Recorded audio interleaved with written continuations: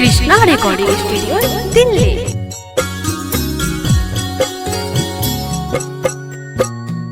के कारा बड़ी बड़ी अखिया के कर लामी लामी केस के कर लामी लामी केस के कारा बड़ी बड़ी अखिया के कर लामी लामी केस के कर लामी लामी केस के कारा पिया परदेसिया के ये भेजेला सनेस के ये भेजेला सनेस।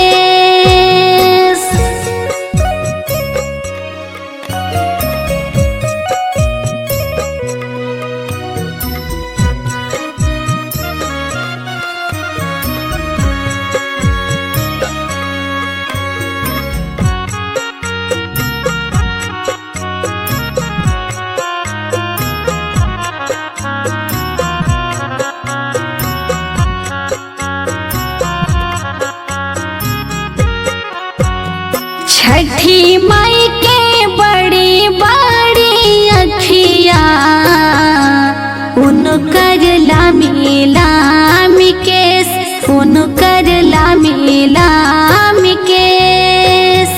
छठी माई के बड़ी बड़ी अखिया उनकर लामी लामी केस उनकर लामी लामी केस।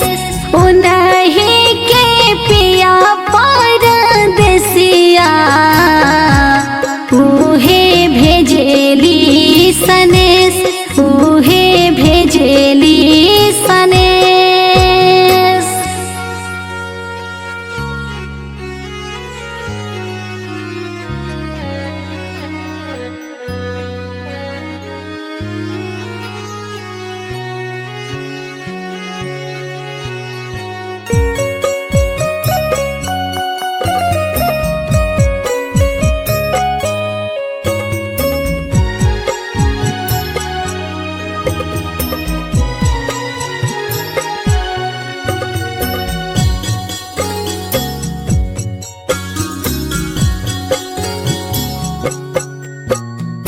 मही माया पार छठी माई के जाने जग संसार जाने जग संसार।